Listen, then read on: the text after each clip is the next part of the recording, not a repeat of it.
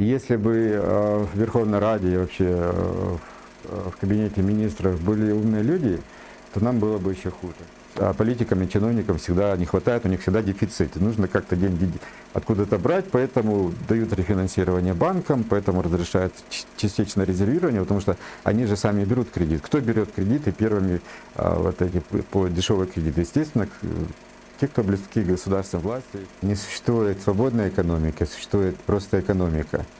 А то, что называют разными моделями экономическими или разными экономиками, это не что иное, как просто разная степень вмешательства в экономику.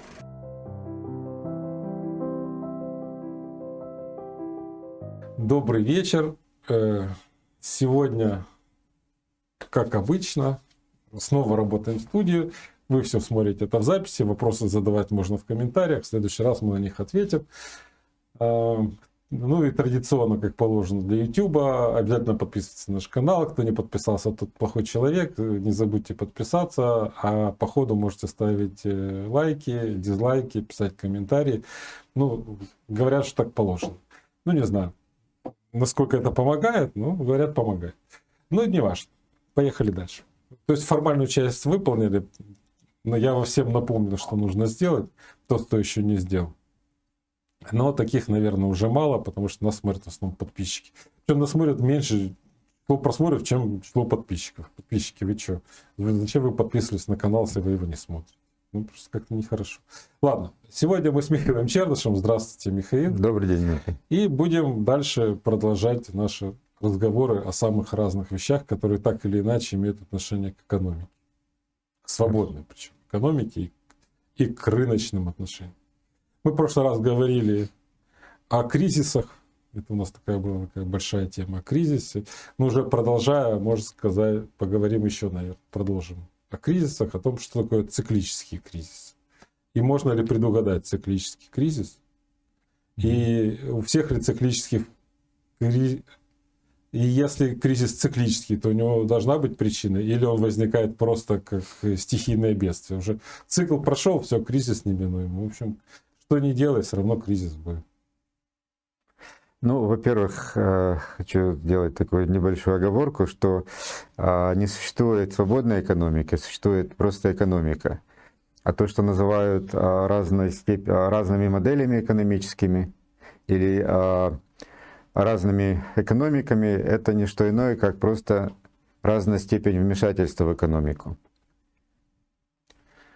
Поэтому экономика, она экономика, а смотря с какой степенью различные государства в нее вмешиваются, это выглядит по-разному, это называют разными моделями. Но это не разные экономики, это одна и та же экономика, просто или менее задавленная правительствами, или более задавленная.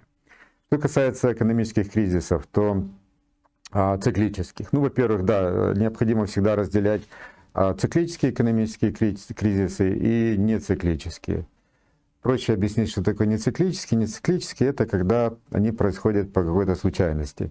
Ну, например, засуха, извержение вулкана, падение метеорита, войну можно сюда же отнести. Вот. И с ними как бы бороться сложно, потому что, ну, это, как правило, связано с природными какими-то явлениями, поэтому, ну, произошло и произошло. Нужно смириться и жить с тем, чем есть, и как-то из него выходить.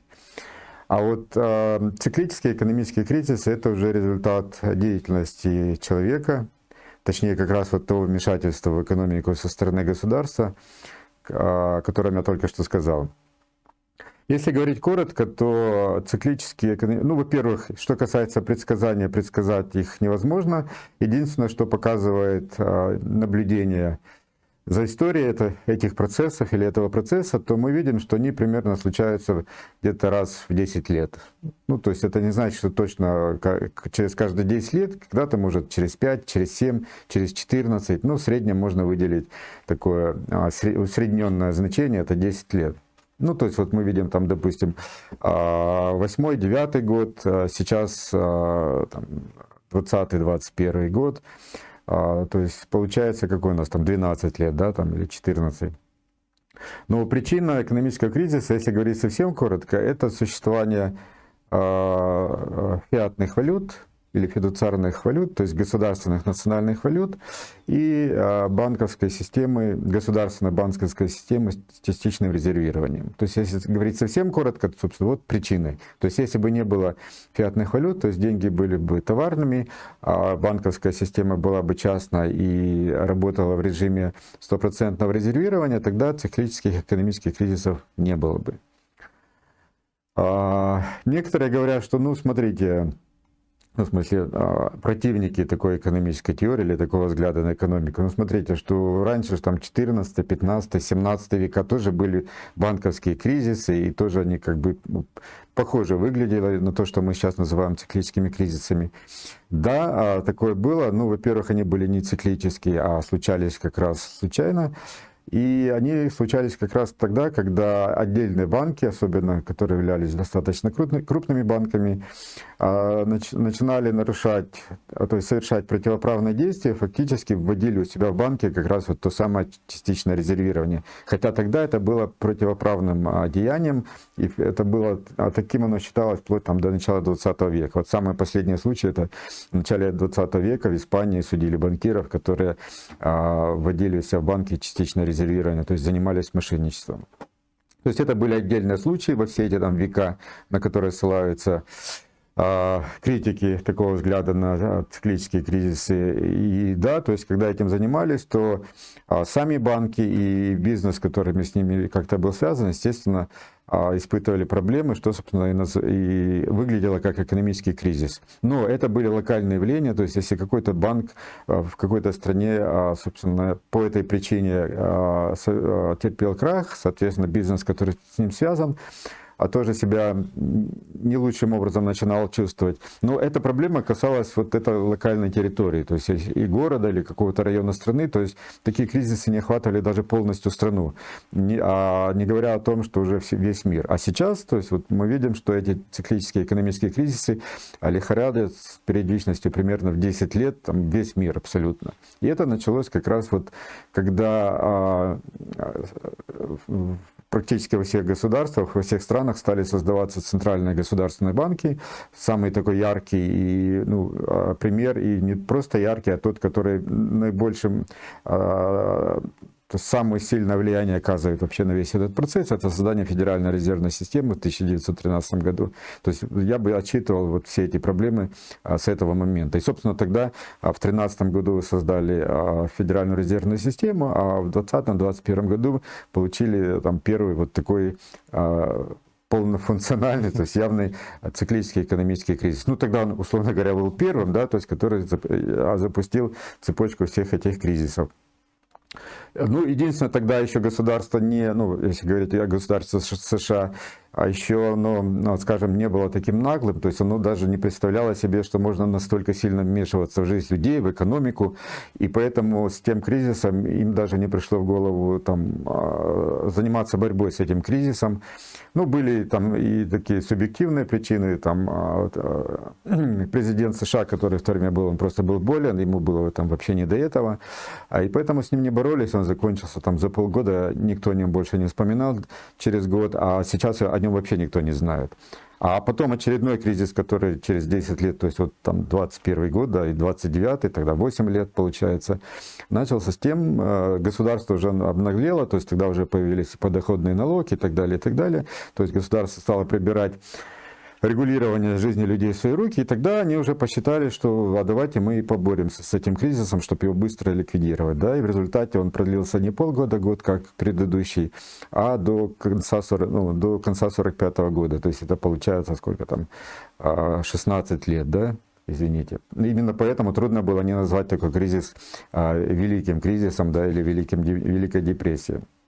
Но тем не менее, все считают, что Рузвельт там, в 1933 году уже этот кризис поборол, хотя я делал публикацию, что на самом деле Рузвельт так не считал. Его правая рука, министр финансов, тоже так не считал. В 1929 году на выступлении перед своей партией они заявили, что мы не делаем, ничего не помогает. А безработица сейчас больше, в 1939 году сейчас больше, по их словам, чем была в 1929-1933 годах. То есть они только ухудшили ситуацию. И она продолжала, собственно, быть такой плохой до конца 1945 года, когда только Рузвельт умер, и вот к концу 1945 года подменяли практически все эти меры борьбы с депрессией, которые он вводил, и сразу депрессия тут же сошла на нет. Это причем очень быстро, потому что если перестать регулировать экономику, вмешиваться в жизнь людей, то экономика, ну если так можно назвать, такой усредненный рост благосостояния сразу идет вверх, усредненное благосостояние людей. Я всегда ссылаюсь вот на то же немецкое чудо, на Эрхарда. То есть был дефицит товаров, то есть товаров на полках не было, но имеется в виду после войны в разрушенной Германии. В общем, ну, кто жил еще, застал Советский Союз, понимает, что такое нет товаров на полке. И как только он отменил регулирование цен, то на следующее же утро все полки стали заполнены товарами в магазинах. Буквально. То есть это очень быстро все происходит. Так вот, экономические кризисы, мы возвращаемся. Я просто рассказал, когда вся проблема началась. Причину я тоже назвал, если говорить стратегически, да, или так в общем. Но если говорить более подробно, хотя очень подробно рассказывать это долго, то есть мы со студентами изучаем это на протяжении года, ну не каждый день, ну вот там по несколько раз в месяц проводя семинары и лекции. Происходит это следующим образом, то есть...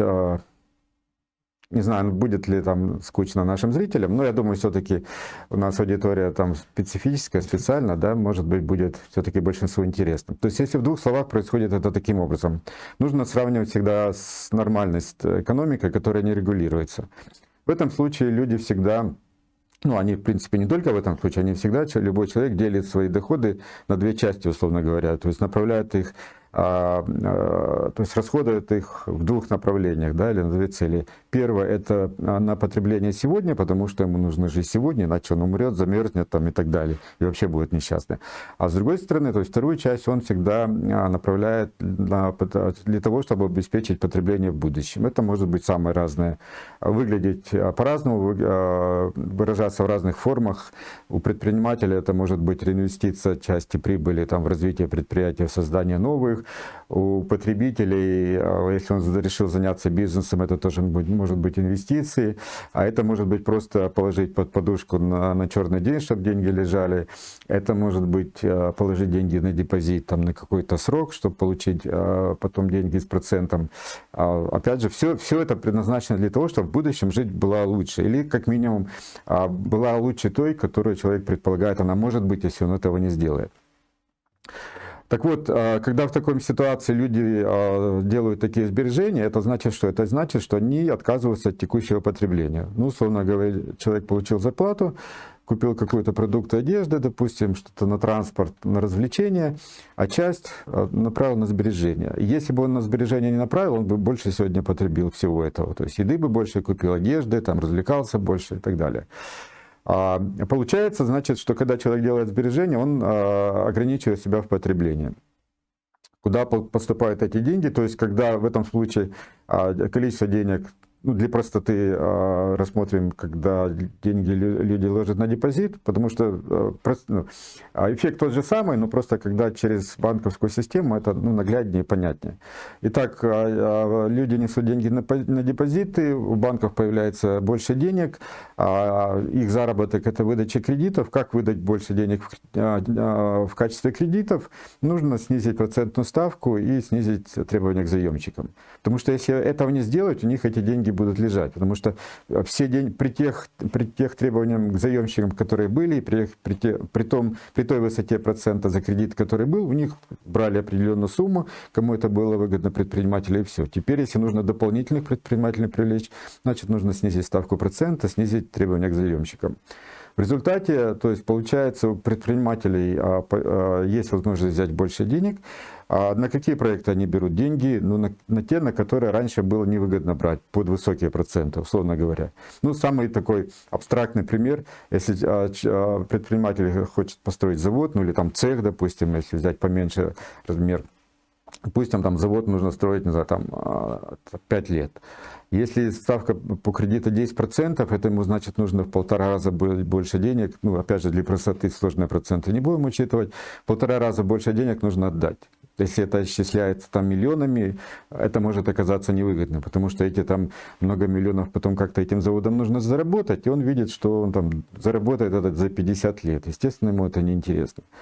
А теперь, если ставка по кредитам не 10%, а 1%, возьмем такую условную ситуацию, то ему нужно отдать будет всего на сколько там, на 5% больше, чем взял. И понятно, что он этим заводом такие деньги заработает, это становится выгодным. Таким образом, при снижении ставки процентов за счет того, что увеличили сбережения, предприниматели начинают инвестировать в проекты, создавать там какие-то виды деятельности, проекты, которые раньше были невыгодны, а теперь стали выгодными, они их создают.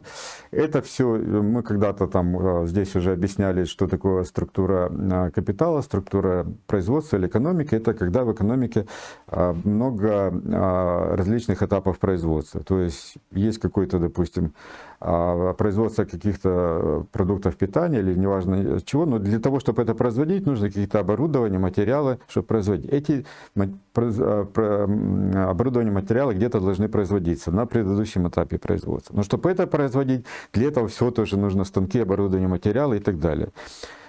И получается, что чем длиннее, чем больше этих этапов экономики страны, чем глубже структура капитала в экономике, тем она более производительнее. Так вот, получается, что когда снижаются проценты по кредитам, предпринимателям становится выгодно строить еще более глубокий этап производства, потому что он занимает время, и именно поэтому только при снижении стоимости денег этим можно заниматься, этим выгодно заниматься. Итак, появляется новый этап производства, производительность экономики увеличивается, на последнем этапе, где производятся сами продукты потребления или товары потребления, их становится больше. Цена, соответственно, их тоже снижается, так как предложение выросло. Люди становятся богаче, и благосостояние растет. А в этом случае они склонны еще больше сберегать. Ну, это тоже такой закон экономики. Чем человек чувствует, чем и выше его благосостояние, чем больше у него уверенность в завтрашнем дне, тем большую часть своего дохода он склонен сберегать. Получается, еще несут больше денег в банк, проценты по кредитам еще снижаются, предпринимателям становится выгодно строить еще более глубокие этапы производства, производительность еще растет. Таким образом, нормально развивается экономика. Это в том случае, если у нас нет вмешательства государственной банковской системы во весь этот процесс. Теперь приходим уже ближе к экономическим кризисам. Что, если у нас центральный государственный банк есть и есть частичное резервирование? Не вдаваясь в подробности в частичное резервирование, просто скажу, что оно приводит к тому, ну, казалось бы, разумно сама идея внешне выглядит. Вот принесли в банк деньги, да, или там люди, неважно, или там государство рефинансирование выдало, Национальный банк Украины, любой центральный государственный банк, и от банка требуется выдавать в качестве кредита не всю эту сумму, а часть оставлять. Ну, потому что людям для текущих расходов, для каких-то целей нужно, собственно, эти деньги, поэтому они смогут этим пользоваться. Казалось бы, разумная идея. Но проблема в том, что если посмотрим мы на эту такую систему в целом, на всю банковскую систему, неважно, из одна банка состоит такого коммерческого или из большого количества, такая система приводит к тому, что количество денег в экономике, ну, в частности в банковской системе, растет. Причем растет в разы, в десятки раз. Ну, для примера, если, например, требование по резерву 10% составляет, это значит, банковская система может увеличить количество денег в 10 раз. А так как у нас в Украине такие требования по резерву бывают и 3%, если 3%, это значит 33 раза может увеличить. А была ситуация, когда вообще никаких не было, то есть 0 было требование резерва, это значит, ну, сколько хотите денег банковская система может создать, бесконечное количество. Так вот, ну, как это происходит технически, отдельный вопрос, я не думаю, тут место для того, чтобы это объяснять, я просто рассказал, к чему это приводит. Теперь, итак, если у нас количество денег может расти неограниченно, причем ниоткуда, то есть одно дело, когда человек принес деньги в банк, и эти деньги выдались там предпринимателю, теперь он ими пользуется, количество денег больше не стало. А в данном случае, когда у нас частичный резерв, получается, человек принес деньги в банк, а банк выдал там эту же сумму, условно говоря, сотни предпринимателей, то есть в 100 раз увеличилось количество денег. К чему это приводит? Ну, во-первых, раз количество денег в банке растет, в огромных каких-то пропорциях, в любых, каких они пожелают. Но им же нужно выдавать эти деньги в кредит. Это их бизнес, это их, на этом они зарабатывают прибыль.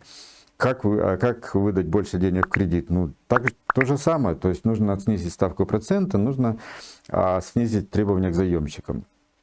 Предприниматели видят ту же самую ситуацию, что и в нормальном случае, в нормальной экономике. То есть они же не понимают, то есть вот они пришли в банк, сколько стоит кредит, там 1%, там, а что для этого? Ну, да ничего не нужно, бери и все, потом отдашь 101, ну, в смысле сумму и 1%.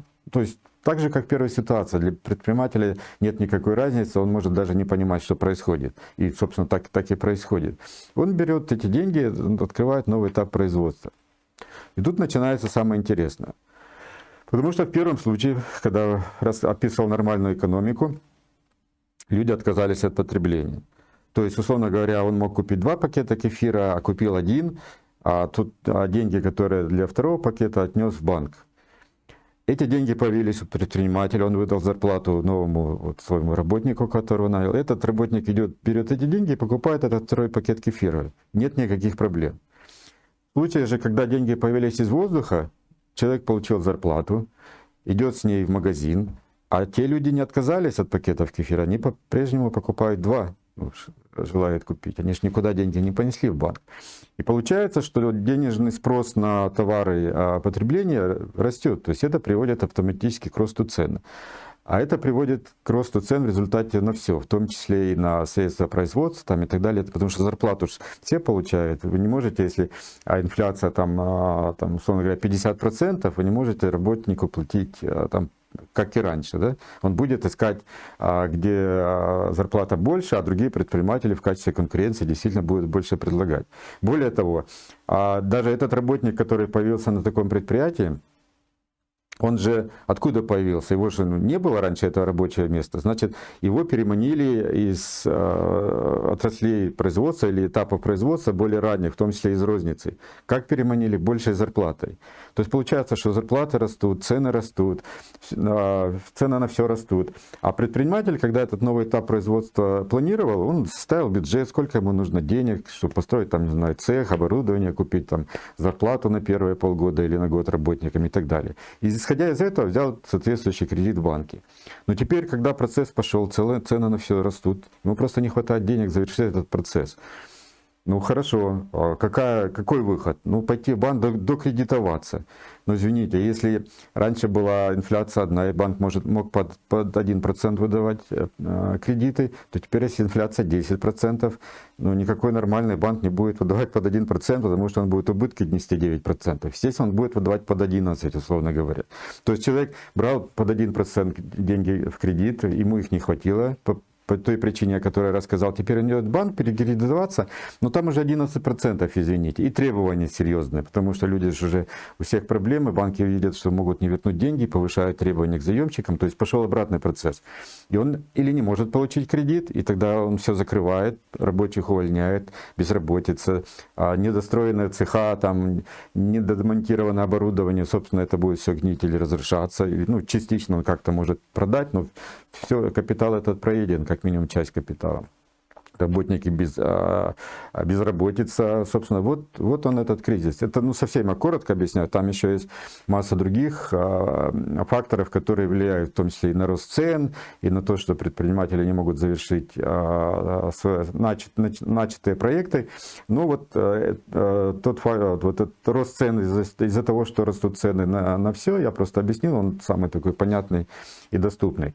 И таким образом, вот, собственно, и этот кризис мы наблюдаем. Потом что происходит? Эти незавершенные этапы производства закрываются, плюс, соответственно, их партнеры на более близких к рознице этапа производства тоже терпят проблемы, тоже часть из них закрывается. То есть в результате, если в нормальной экономике она растет таким образом, что постепенно, там, медленно или немедленно, но регулярно добавляются новые этапы производства, то вот такой бум искусственный, когда частично резервирование, в том числе, если центральный банк государственный искусственно снижает ставку процента, то есть приводит к тому, что как бы рост экономики происходит быстрее, то есть быстрее создаются новые этапы производства, но зато все это терпит крах по той причине, о которой рассказал, и закрывается больше этапов производства, то есть их становится меньше, чем было бы, если бы вообще этого бума не было. Словно говоря, если бы без бума осталось там 7 этапов производства, да, они захотели сделать 8 или 9 за счет бума, но в результате осталось только 5 после всего этого кризиса, всей этой перестройки. Вот, собственно, как раз так можно описать этот кризис. И, как мы видим, так как у нас политика и государство, ну, почему этим государство занимается? Потому что ему выгодно создавать больше денег, потому что политикам и чиновникам всегда не хватает, у них всегда дефицит. И нужно как-то деньги откуда-то брать, поэтому дают рефинансирование банкам, поэтому разрешают частичное резервирование, потому что они же сами берут кредит. Кто берет кредиты первыми вот эти по дешевые кредиты? Естественно, те, кто близки к государственной власти, наиболее там, коммерческим банкам, которые наиболее близки к центральному банку и так далее, с них все начинается. Вот. И они, как правило, успевают из всего этого выскочить, потому что раньше всех начали, да? А те, кто последовали их примеру, собственно, потом испытывают трудности. Вот. Теперь возникает вопрос, он, собственно, прозвучал, а можно ли это как-то там предвидеть и предугадать? Ну, прежде всего, нас интересует, ну, как нас интересует, экономическую теорию, и, я думаю, большинство людей интересует, могут ли это предвидеть предприниматели, и не брать эти вот кредиты, сделанные из воздуха. Или другой, можно сложнее вопрос задать, а если предприниматели будут знать экономическую теорию, вот, хотя бы так, как я ее рассказал сейчас, да, еще лучше более подробно и более глубоко, то есть вот всю эту механику экономических кризисов, спасет ли это экономику от возникновения экономических кризисов? Ответ простой: нет, не спасет. По одной простой причине. Ну, во-первых, потому что предприниматели все не будут знать экономическую теорию, это не их задача, это не их специализация, то есть у них свои задачи, да, то есть заработать прибыли на тех проектах, на тех бизнесах, которые они там понимают или считают, что понимают. Вот. Читать книжки, как мне недавно один сказал, ну, читать книжки это для теоретиков, нам дело надо делать, поэтому там мы читать не будем. Это раз такой. Но самое интересное, что даже если бы все предприниматели прочитали все книжки, все поняли, совсем разобрались, то все равно это бы не спасло от экономических кризисов. В этом и проблема экономических кризисов. Почему? Потому что представьте предпринимателя, который все это понимает. И тут в банках появляются дешевые кредиты. Ну, во-первых, он по определению не может знать, откуда эти деньги. То есть, действительно ли люди принесли на депозиты, или это просто центральные банки и коммерческие банки начали кредитную экспансию. Он видит дешевые кредиты, у него там уже давно созрел какой-то проект, но просто были дорогие деньги. А теперь раз, и можно делать. Цель предпринимателя — заработать прибыль. Ни один предприниматель не будет отказываться от получения прибыли. Иначе он не предприниматель, не был бы предпринимателем. То есть это первый стимул все-таки взять деньги и начинать проект. Во-вторых, даже если он заподозрит, что это все-таки кредитная экспансия и начнутся проблемы, но они начнутся не в этом месяце, не в этом году даже, да, это ж там когда-то оно начнется. А он считает, я все понимаю, да, поэтому быстренько сейчас возьму деньги, быстренько все это сделаю, быстренько деньги верну и буду в шоколаде. Проблема в том, что никто не знает, когда этот кризис все-таки разразится. И вот, ну, если бы точно было там 365 дней умножить на 10, да, вот 10 лет, вот сегодня, там, завтра случится кризис, тогда бы было понятно все. Ну, тогда есть же такое, как самосбывающееся пророчество, да, если бы все так знали, то он бы начался раньше, в любом случае. Поэтому все равно не бросаются, каждый предприниматель считает себя там, ну, самым умным или одним из умных, самым там хитрым, самым предпринимательским предпринимателем, да, он считает, ну, я справлюсь, то есть я успею. И все равно все будут брать эти кредиты и заниматься этим делом. Более того, еще же проблема в чем у предпринимателей? Допустим, ладно, я понимаю, что будет циклический кризис, да, я такой умный и хороший предприниматель, но я перестрахуюсь, я не возьму кредит. Но все остальные берут. А это что значит? Это у остальных пошли прибыли, развитие производства, а он потерял, то есть проиграл в конкурентной борьбе автоматически тут же. То есть он даже по этой причине не может этого не делать. И так можно перечислять массу причин, то есть невозможно, даже если абсолютно 100% предпринимателей понимают, как причины экономических кризисов, как это работает, этого нельзя предотвратить. То есть это предотвратить можно только если ликвидировать Центральный государственный банк и сделать правонарушением практику частичного резервирования. То есть если будет 100% резервирование, не будет Центрального государственного банка, который будет иметь возможность имитировать деньги тоже из воздуха, а это значит, что деньги должны быть товарными, только тогда не будет циклических экономических кризисов. Но при 100% резервировании нельзя будет выдавать кредит. Может, ну, во-первых, вся экономика работала все века таким образом, и тысячелетия. И Соединенные Штаты Америки из голых прерий стали первой экономикой мира именно в таком режиме, когда было 100% резервирование. Ну, такой вопрос, я понимаю, почему возникает, потому что не все понимают, когда слышат 100% резерв, это как бы думаешь, вот принес деньги в банк, а банк их никуда не... Да, они все лежат. Все же думают, как? 100% резервирования это что? Ты принес деньги в банк, и они там лежат. Да. Все. А как они там размножаются, это уже никого не волнует. Нет, но если они уже размножаются, то это уже не 100% резервирования. А на самом деле 100% резервирование заключается в том, что любые деньги всегда принадлежат в каждый момент времени кому-то одному. Причем 100% принадлежат этому человеку. Не так, что наполовину одному принадлежат, наполовину второму, только кому-то одному. Ну, имеется в виду не обязательно человеку, это может быть и там организация, банк в частности, но все равно, когда мы говорим тот же банк, то есть у него или один владелец, или там группа владельцев, но все равно они владеют этой суммой денег, или вкладчик владеет этой суммой денег. Так вот, при 100% резервировании, если мы говорим о банковской системе, которая, напомню, существовала до начала 20 века, и к этому времени Америка стала первой экономикой мира, никак это ей не помешало, а наоборот помогло на самом деле. Но тем не менее, что такое 100% резервирование? В этом случае предполагается, что существует два типа банков. Или даже если банк один и тот же, то два разных типа счетов в этом банке. Значит, есть депозитные счета, ну в нашем случае, ну, это как в экономической теории, или как всегда так называлось, но в нашем случае это то, что называется расчетным счетом или вот карточным счетом, то есть тем счетом, который люди и компании пользуются там, для текущих платежей.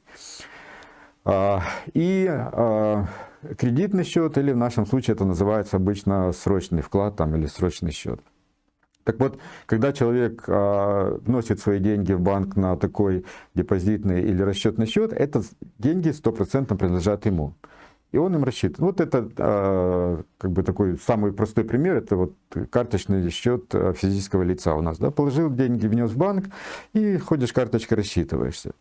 Но при 100% резервировании банк ничего не может делать этой суммой. То есть он не может ни кредит выдать, там, вообще никак не распоряжаться, потому что это не его деньги. Это деньги вот того человека или той компании, которая эти деньги внес.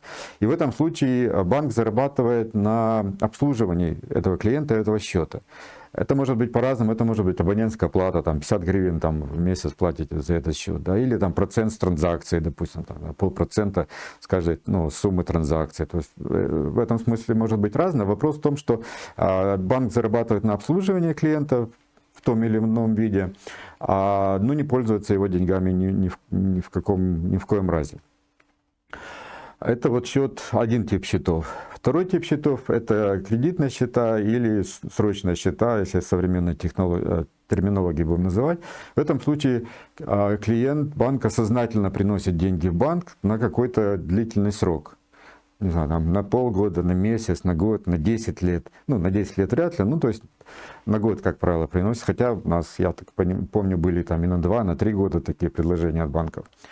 И на этот период, и он сознательно это приносит не как для того, чтобы пользоваться банковской услугой по расчетам, а именно как в цели инвестиций, предполагая, что он будет на этом зарабатывать. В этом случае, когда он принес деньги, эту сумму в банк, это уже не его деньги, это деньги банка, и он может делать с ними все, что хочет. Единственное обязательство банка, это через этот срок, допустим, через год, выплатить определенную сумму, то есть, как правило, это сумму вклада плюс какой-то процент этому человеку. Так вот, на протяжении этого срока это деньги банка, он может делать все, что угодно. Ну а что делать что угодно, банк это кредитная организация, то есть выдавать кому-то кредиты. То есть до этого момента это деньги клиента, он принес деньги в банк, это деньги банка, банк выдал эту сумму, это сумма человека, который взял этот кредит или компании. То есть в любой момент времени эти деньги принадлежат кому-то одному, они никак не могут размножиться. Поэтому и в случае с первым типом счетов мы видим, что деньги никак не размножаются, то есть ими распоряжается в каждый момент времени конкретный человек. И во втором случае, со вторым типом счетов, тоже деньги принадлежат всегда в любой момент времени кому-то одному и не могут никак размножиться. То есть получается, что всегда 100% денег принадлежат какому-то человеку. Вот это и есть стопроцентное резервирование. То есть банковская система со 100% резервированием, и она предполагает, что, собственно, невозможность размножения денег и невозможность возникновения кредитной экспансии и как ее следствие очередного экономического циклического кризиса.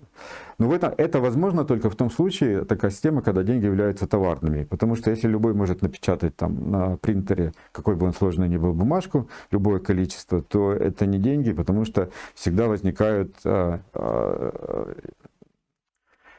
мотивация все-таки напечатать. На занятиях со студентами тоже, когда они говорят, ну вот нужно, чтобы правильно там печатались деньги, чтобы соблюдалось там и так далее, какие-то самые разные там приводят требования, что эта система может работать без использования товарных денег, я всегда задаю простой вопрос. Вот представьте, у вас дома стоит принтер, и он может печатать гривны. Вот, сколько угодно. Сколько бумаги купите, там сколько картриджей, столько и напечатает. И вам за это ничего не будет. То есть это вполне законно. Вот вы будете печатать или нет? Когда вы остановитесь? Все понимают, что все, что хочешь купить, сразу идешь, печатаешь и покупаешь. То есть нет никаких пределов. А потом, когда показывают товарные деньги, там есть у меня образцы этих золотых монет, вот, можете ли вы их напечатать, как-то сделать больше, размножить? Понятно, что нельзя. Поэтому, то есть такая система с 100% резервирования может быть только тогда, когда у нас товарные деньги. Банкноты могут использоваться, они широко использовались, то есть это не в большинстве, во многих случаях удобнее, чем, допустим, золотые монеты. А они использовались, но они использовались каким образом? То есть человек несет деньги, золотые монеты в банк, ему банк выдает расписку, что она подтверждает, что в банк внесено, допустим, 1000 золотых долларов, да, или 1000 серебряных долларов, или 50 золотых долларов. Прямо так на банкноте тогда было написано. Это означало, что просто у человека деньги лежат в банке. Теоретически, то есть потом так как, то есть как это использовалось? У него есть расписка, деньги хранятся в банке, и нужно что-то там купить ему, допустим. Технология предполагалась такая, что человек идет в банк, берет золотые монеты, то есть отдает расписку, берет монеты, оплачивает свою покупку, продавец эти монеты получает, несет в банк, берет свою расписку для себя и ходит дальше.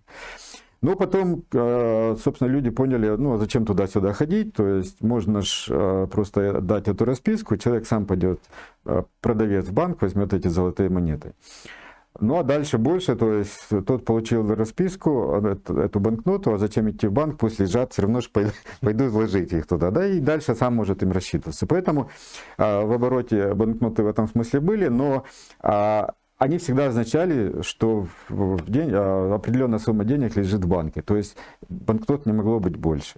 То есть банк теоретически мог их напечатать больше, да, но это уже мошенничество, это преследовалось как правонарушение. И такие случаи были, как я бы сказал, в ряде случаев, когда в том числе они приводили к кризисам, но это было правонарушение, поэтому это не было таким распространенным явлением. Поэтому, я просто еще раз повторю, 100% резервирование может только если у нас товарные деньги. Потому что человек существо слабое, если возможность напечатать себе денег больше, важно, чиновник ты или не чиновник, или просто добрый, хороший самаритянин, все равно есть стимул напечатать бумажные деньги или там какие-либо электронные деньги, если это есть возможность. Поэтому основная как бы защита в итоге от циклических экономических кризисов это товарные деньги. А если у нас товарные деньги, то необходимость и смысл Центрального государственного банка пропадает сам собой. А, кстати, о Центральном банке. Может ли разориться, например, ФРС? Ну, смотря что понимать под разорением, потому что термин «разориться», ну, так как все мы сейчас ссылаемся на законодательство, а законодательство они фактически пишут сами, то есть, ну, ФРС же сама пишет законодательство. Ну, понятно, что физически не сама, но вот вместе с правительством США и так далее, с законодателями США. Поэтому, как они напишут, так и будет. Ну, именно поэтому, если внимательно кто-то будет следить за ФРС, как они, допустим, считают свой баланс, то у них подход к подсчету баланса постоянно меняется. Потому что, ну, как только у них баланс показывает, что они разоряются, значит, они меняют правила, по-другому это все считают, и потом говорят, смотрите, у нас все в порядке. Ну, это как бы если технически рассматривать. А если смотреть в корень вопроса, то что такое ФРС? Это организация, которая может напечатать любое количество американских долларов. Поэтому как может организация, вот этот пример с принтером, который у вас дома стоит, да, вот можете его разориться? Как вы можете разориться? То есть вы всегда напечатаете, сколько нужно денег. Любой можете баланс составить, там любые правила, как вы свой бюджет домашний ведете. Смотрите, не сходится. Пошел, допечатал, вот теперь сходится, например. Поэтому разориться не может. Тут, когда мы говорим о разорении ФРС, прежде всего имеется в виду, ну, когда об этом говорят, скорее всего, имеют в виду это проблемы с госдолгом США, с правительством США. Это имеется в виду больше. Но там какие могут быть проблемы? Когда просто технически, математика получится такая, что сколько они не печатают, в смысле не собирают налогов, сколько не там под какими-то благовидными предлогами не допечатывают денег с помощью ФРС, у них получается, что выплаты по госдолгу всегда большая сумма. И тут получается, как бы вроде бы у них там, ну, так называемый дефолт, да, или там банкротство там ФРС. Ну, что им мешает отказаться от этого долга? У них же монополия на насилие. Они скажут, кому мы должны, мы всем прощаем, и на этом закончится. Все, что к чему это может привести, к смене, допустим, текущей политической, ну, даже не элиты, а вот этой политической ширмы, то есть кто выступает в виде именно такой ширмы, то есть какие-то там сенаторы, президент там, и так далее. Сама элита все равно останется, поставят других людей и начнут выпустят новые доллары, там скажут, Миш, пускай все время там какие-то новые, более красивые, якобы более защищенные. Выпустят новые доллары и начнется отчет, там, набор опять дефицита бюджета, вернее, госдолга США там по новой. Ничего этому не мешает. То есть пока люди, общество, ну в данном случае граждане США считают, что в большинстве так они считают, что это нормально, есть правительство, оно там собирает с нас налоги, как тратить деньги. Если ему нужно больше, ФРС ему допечатывает. И это все нормально. Ну, произошел какой-то как раз кризис, поголодали там 3 года все, как у нас во время перестройки, в начале, во всяком случае, да, там год голодали, потом предприниматели, конечно, всех накормили лучше, чем за 70 лет там в Советском Союзе. Ну, такой вопрос. Поголодают, победствуют, ну, а потом как бы все начнется сначала. То есть, тогда это же такие будут гиперциклические кризисы, да, то есть, раз там, сколько у нас там, если с ФРС 13-й год, ну вот, скажем, еще через лет 30-20, да, вот, и будут циклические кризисы, глобальные суперкризисы раз в 150 лет начнутся, пока люди не поймут, что центральные государственные банки и подобного рода государственная банковская система, управляемая центральным банком, она может приводить только к таким проблемам, больше ни к чему. Фактически все это приводит, надо понимать, к обнищанию людей. То есть, если бы всего этого не было, то люди бы сейчас жили намного лучше, ну, в смысле, по уровню своего достатка, благосостояния, отношения, там, радости к жизни, было бы все намного лучше, чем сейчас. То есть, все это печатание денег из воздуха, это перераспределение богатства от одних, от тех, кто не печатает, к тем немногим, кто их печатает. Ну, сейчас вообще идея есть в том, чтобы вообще перестать печатать деньги и перейти в цифровой валюте. То есть ввести цифровой доллар или какую-то общемировую цифровую валюту, и все. И кто-то будет эти циферки вписывать в программки. И не надо даже печатать. Так это ж ничем не отличается. Ну, я понял, да. Нет, когда я говорю Сэкономят на бумаге, краске и на всем остальном. Когда я говорю, что они печатают деньги, ну, в смысле, центральные государственные банки и коммерческие банки, которые представляют из себя государственную все-таки банковскую систему, когда я говорю, что они печатают или создают деньги, я не имею в виду, что они бумажные деньги печатают, бумажную гривну, хотя это тоже делают. В большей степени я имею в виду, что они создают деньги из воздуха, ну, в буквальном смысле, то есть как раз добавляя циферки в компьютере. То есть как вот рефинансирование какого-то банка происходит, когда там, допустим, там, не знаю, там 10 миллиардов рефинансировать. Это не значит, что грузовики бумажные туда везут. Нет, просто в НБУ там есть в компьютере Excel табличка, ну, условно говоря, да, и там есть строчка, там, допустим, Приватбанка, да, современного. Это значит, что надо просто, там какая-то сумма есть, которая у него на балансе, значит, просто ее увеличат там на 10 миллиардов, добавят нолики, и все. То есть не надо ничего печатать, то есть нет никаких в этом случае затрат. И вот это все финансирование, создание денег из воздуха, оно не в бумажном виде происходит. В бумажном виде просто происходит там в определенной пропорции, они печатают бумажные, потому что ну, они примерно знают, какая часть оборота переходит в наличную, чтобы его обеспечить, они, собственно, только эту часть небольшую печатают. И банки, которые кредиты выдают, они тоже не печатают бумаги, чтобы выдать бумажные деньги, чтобы выдать кредит какому-то предпринимателю. Нет, они просто у себя, у них есть счет этого предприятия, допустим, там 0 у него счет. Я хочу получить кредит, там 10 миллионов гривен, допустим. Говорит, окей, написал там на клавиатуре 10 миллионов гривен, в ячейку в Excel ввел, все, можете пользоваться. Так это происходит. То есть никто... И в этом смысле, когда перейдут на вот так называемые блокчейн, там, электронные деньги, о чем сейчас постоянно говорят государства, то это никак не поменяет ничего в этом смысле. То есть просто если сейчас в Excel табличке, да, то теперь будет в блокчейн сети вся та же самая информация находиться. Но опять же, когда мы говорим о криптовалютах, как о деньгах, если мы говорим о настоящих валютах, ну, например, там биткоин, отчасти к этому можно отнести в том числе эфириум, то они никем не управляются, то есть нет центра управления. И в этом смысле они, так же как и золото, у него тоже нет центра управления, никто не может создать золото, они могут являться деньгами. Но когда мы говорим о государственной валюте, то есть это все управляется с центра, могут циферок написать сколько угодно, неважно, в Excel табличке или в блокчейн, потому что они все равно, когда будут создавать блокчейн, вот эти там национальные валюты, они же будут создавать, что они будут там иметь право вписывать или наоборот удалять оттуда циферки, то есть в этом смысле ничего не поменяется.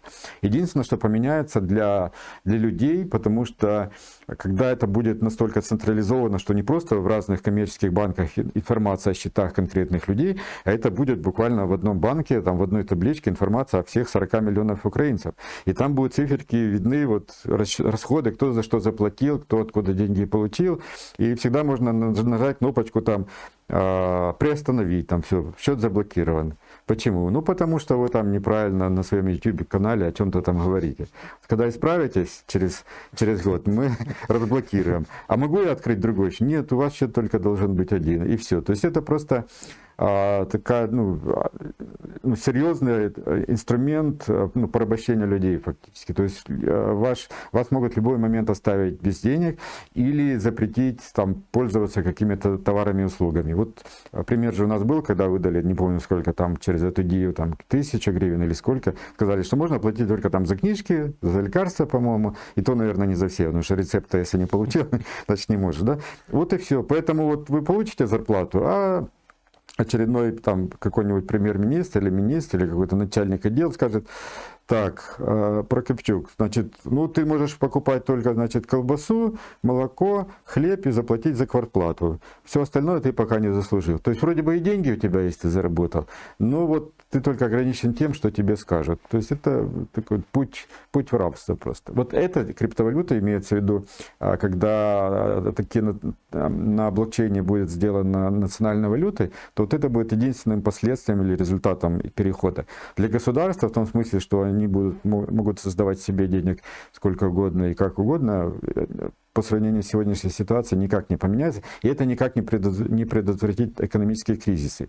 Единственное, что так как они могут управлять счетами каждого гражданина, они могут попытаться, когда будет разворачиваться очередной кризис, могут там попытаться заблокировать там счета там, или добавить всем ноликов там, по одному нолику, чтобы стимулировать наоборот спрос, да, или наоборот всем все заблокировать, чтобы ограничить спрос. Вот это они будут обязательно пытаться делать, но просто уже наука миллион раз показала, что любое такое вмешательство только ухудшает ситуацию. Ну вот как с Великой депрессией, да, то есть не вмешивались в 2020 году в депрессию там несколько месяцев, и все они забыли уже, да, и там опять золотой век там Америки наступил. А в 29 года депрессию стали вмешиваться и продлили ее на 16 лет. В 32 раза продлили, да, потому что стали вмешиваться. Вмешивались тоже по-разному. Где-то что-то ограничивали, где-то наоборот деньги раздавали. Это не дает результата, потому что в экономике основная, скажем, регулирующая сила – это цены. Но цены могут быть только тогда, когда свободно люди обмениваются там, товарами и услугами добровольно. Только тогда возникают цены, и только тогда они отражают реально состояние экономики, позволяют людям ориентироваться, что, где, когда делать, чего не делать. Как только малейшее вмешательство, то есть что-то запретить, что-то стимулировать, где-то цены подрегулировать, то это сразу приводит к дисбалансу, и сразу возникают все проблемы. Поэтому то есть, это будет просто новый вид рабовладельческого строя, когда будут криптонациональные валюты. И плюс они, да, таким образом посчитают, что смогут предотвратить экономические кризисы, но в результате только будут их продлевать. Поэтому лучше, чтобы у них это не получилось. Имеется в виду введение этих криптовалют. Ну, с другой стороны, опять же, думаю, что будет в этом развиваться, потому что это же так удобно. Это автоматически пишется скрипт и смотрят, тебе на счет поступили деньги, а ты с них свои подоходные не заплатил. Значит, тебе автоматически блокируется счет. Все, до свидания. Пока не заплатишь. На сегодняшний день, например, вот последнее, буквально позавчера, я превысил скорость. Ну, в общем, видел эту камеру, ну, там превысил там 2-3 километра там, на ерунду. Но тем не менее, я не успел доехать домой, ко мне уже пришло сообщение о том, что вам уже выписан счет. Это прошло буквально минут 10-15. И уже из Монобанка, из Привата пришли сообщения, что вы можете оплатить, а в ДИИ появился этот штраф. То есть практически моментально. Вот до чего дошел прогресс. А если это будет еще с финансами, то есть ты только к тебе на счет деньги поступили, тебе раз, и вы заблокировали, если ты не заплатил. Я же не спорю, для них вообще все будет отлично. Ну, по поводу этого примера, это что же такой взгляд, как удобно, ну, все сводится к тому, как быстрее собирать и удобнее деньги для государства, в принципе-то. То есть этот единственный эффект. Самое главное, что опции спорить у тебя нет. У тебя есть только опция заплатить. Все, до свидос. Ну да, вот, кстати, когда они еще подключат к этой своей национальной криптовалюте чат GDP, то есть искусственный интеллект, потом скажут, а мы тут ни при чем, ну, деньги списали, заблокировали. Да, нам списали, для нас заблокировали, да, то есть в нашу пользу, но это же как бы мы ни при чем. По поводу штрафов, это тоже такой интересный, ну, кейс или пример, вообще тема интересная. Дело в том, что ну, вот общественные активисты тоже этому радуются. Смотрите, как удобненько, не надо там ходить к чиновнику, в кассу, там быстренько деньги с тебя списали, все замечательно. Но цель-то у нас не такая должна, то есть она не должна, она не такая. И нужно по-другому на это смотреть. Какая вообще цель, ну, даже если, допустим, этих штрафов? Чтобы не было аварий на дороге, чтобы люди не калечились, не погибали, чтобы их имущество, в смысле машины, не разрушались во время аварии там, и так далее. То есть это должна быть цель. Вот эти штрафы, быстрое снятие денег, как этому помогает? Никак. То есть количество аварий только растет. То есть в этом смысле, опять же, если бы этим управляло не государство, а частные владельцы, частные собственники, частные предприниматели, тогда это было бы сразу все, то есть на виду, и на них бы это влияло. То есть чем больше аварий, тем больше с них списывают, ну, в смысле, там судебное разбирательство, компенсация, то есть тем больше они теряют. То есть они заинтересованы тогда в том, чтобы предпринимать такие действия, чтобы не было аварий или их было бы намного меньше. И тогда может оказаться, что как раз камеры приводят к авариям, потому что люди там обращают на них внимание, отвлекаются от дорожного движения там, и так далее, и так далее. Тут он притормозил, а он куда-то торопится, перед камерой медленно ехал, поэтому там, когда камера проехала, там начинают ускоряться еще сильнее, и это приводит к аварии. Может так вполне оказаться, но пока этим управляет государство, мы этого не узнаем, и никак это не исправить. Как только будет конкурирующие друг с другом частные предприниматели владеть дорогами, их строить, управлять, в том числе устанавливать правила дорожного движения, обеспечивать там, безаварийность всего этого процесса, тогда все этот процесс сразу будет понятен и будет стремиться к тому, чтобы количество людей, в смысле смертей и травм падало. А сейчас государство в этом никак не заинтересовано. То есть процесс удобного списания денег в виде штрафов и процесс обеспечения безопасности на дорогах, это никак не связано вообще. То есть деньги просто для того, чтобы собирать деньги. Удобнее, быстрее, и чтобы как раз вот не заморачиваться, чтобы не там обосновывать, что это вы... То есть действительно остановил там этот гаишник или полицейский на дороге, ему приходится что-то объяснять, вы там что-то нарушили, да нет, я не нарушил, а вот у меня это, то есть куча мороки, да? А так раз быстренько приехал, уже все. Но это еще нужно заплатить, а также будет следующий процесс, просто спишут и все. То есть, если уже сейчас даже нет смысла оспорить, ну, невозможно спорить, то зачем ждать, пока вы заплатите? Списать и все, причем сколько захотели, столько и списали. У нас правила поменялись, например. Поэтому вот с частными дорогами это тоже такой вопрос. Ну, это ж есть такая мысль о том, что у нас в жизни все плохо, потому что у нас в Верховной Раде экономистов мало. Вот была бы вся Верховная Рада из экономистов, то все было бы хорошо. Только есть проблема. Люди, которых называют экономистами, они, в общем-то, скорее всего, не экономисты. Потому что если ты учился в нашем вузе, а у нас же во всех вузах есть экономический факультет. Вообще во всех. Вплоть до там, института культуры, физкультуры, там, балета, музыкальной консерватории, везде есть обязательно экономический факультет. И там же что-то преподает, а преподает понятно что. И все называются экономистами. А потом они еще защищают диссертации докторские экономические, придумывают всякую ерунду, пишут колонки и являются большими экспертами в экономике. Я, возможно, скажу парадоксальную вещь. Если бы у нас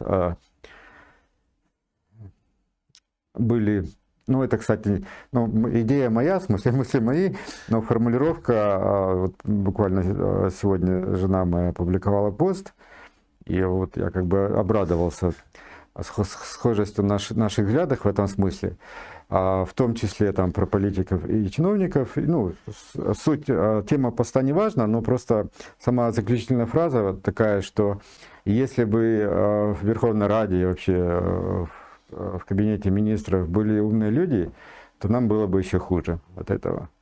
Потому что так они методом тыка там что-то там для себя улучшают жизнь, и это отрицательно влияет на нас. Но если бы они были умными, они бы знали, как сделать нашу жизнь еще хуже, чтобы за это им ничего не было, а им от этого было еще лучше. Поэтому если нами будут управлять умные люди, будет хуже. Это действительно так. Можно, конечно, сказать, что умные люди, которые знают, как работает экономика и хотят, чтобы она была свободной, туда пошли. Такие экономисты, да? Ну, например, я. Хотя не собираюсь, ну, как пример, да? Ну, невозможно ничего изменить. Невозможно изменить ничего, потому что ну, так вся эта система построена, что один человек ничего не решает. То есть вот мне нравится, постоянно об этом говорит Владимир Золотарев, что нет никакого там центра, какого-то там суперзлодея, да, который вот это все, вот эти там гадости планирует. То есть каждый там чиновник, политик там для себя что-то там крутится, что-то улучшает свою жизнь в своем вот этом небольшом окружении, но в результате, так как у них работают такие стимулы, вот это все, как в муравейнике, да, они каждый вроде бы сам по себе, но в результате вот эта вся система, муравейник растет, и комахи уничтожаются, и все это дело. Поэтому если придет один человек, то ну, ничего не сделает. Ну, даже у нас куча примеров, которые вроде бы там положительные такие персонажи приходили там во власть, и в парламент, и в кабинет министров, ну, такие одиночки, да. Ну, ну, не только я думаю, и вы, там многие люди понимают, что на самом деле они только внешне, в смысле, ну, что-то понимали в экономике, там вроде бы хотели сделать что-то лучше, в частности, оперировали терминами «свободная экономика». Но тем не менее, вот даже они, собственно, они просто там не могут ужиться. То есть они шага там не могут сделать, потому что он же не может сам вот сделать все, что нужно. Я, правда, не знаю, что там нужно сделать, чтобы это изменить, но тем не менее. То есть он должен, значит, там к какому-то, к своему там коллеге обратиться, там что-то сделать, да, там, не знаю, там клерку какому-то в кабинете министров что-то поручить, чтобы сделал. А им всем это не интересно, ну вот всего этого отказываться. От всего этого отказываться, значит, надо, чтобы не было кабинета министров, Верховной Рады и так далее. Как они могут от этого отказаться, для чего они туда пришли? Тем более, для того, чтобы туда прийти, как и в Кабмин, и в Верховную Раду, необходимо потратить огромное количество денег, да? Или если даже ты не сам потратил денег, а твой там босс, который тебя туда провел, значит, у тебя куча обязательств перед ним. Как от всего этого можно отказаться? Но это не самое главное. То есть, технически, если бы пришла какая-то группа людей, эта группа людей должна быть, не знаю, там 1000, 5000 человек. И то не уверен, что этого хватит. Но хотя бы есть какая-то небольшая вероятность, что тогда они там как-то смогут там чего-то там менять в лучшую сторону. Ну, мысли, опять же, сошлюсь на Владимира Золотарева, в лучшую сторону, значит, всех распустить и повесить замок на этих дверях, чтобы туда никто больше не заходил. Но проблема же в том, что даже если вот эти 1005 человек и начнут чего-то там закрывать двери и вешать замки, то 40 миллионов украинцев этого не поддержат. Ничего нельзя сделать без поддержки там моральной, психологической, людей.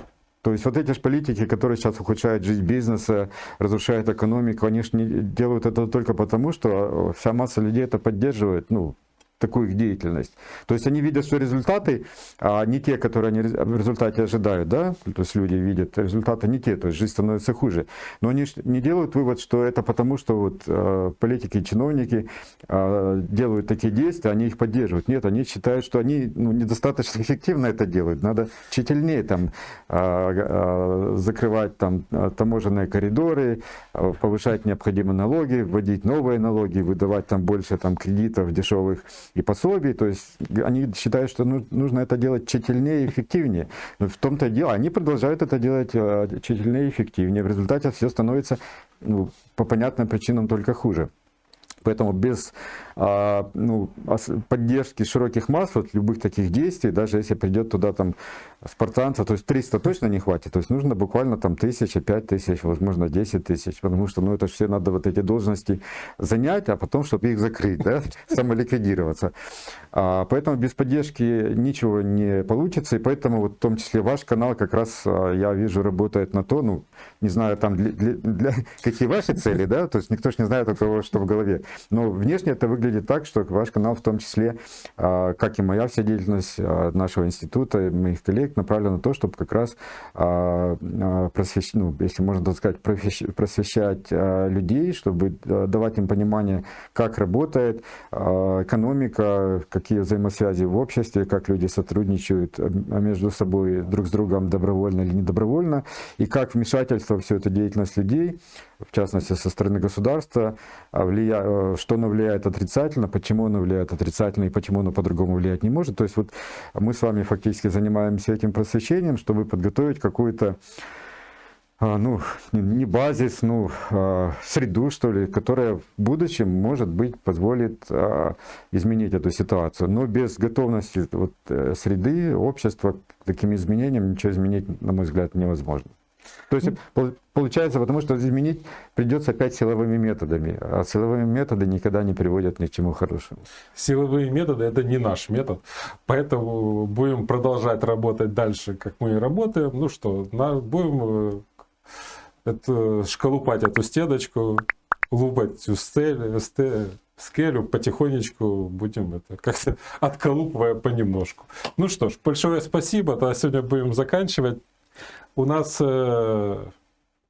пока чуть больше 2000 подписчиков, у Поперечника 3000 подписчиков, у вас на канале какое-то количество подписчиков. Так потихонечку, может быть, что-нибудь у нас и получится. Самое главное, что количество подписчиков, пусть медленно, но все-таки растет. Да, оно растет. Не убывает, поэтому есть надежда. Надежда есть, и сегодня тогда мы заканчиваем. И чтобы подписчиков было больше, не забывайте сами подписываться на наш канал, не забывайте кидать ссылки на наши видео, чтобы как можно больше людей увидело, и может быть там кто-то еще к нам присоединится, и нас будет больше. И когда созреет критическая масса, тогда поменяется все само собой.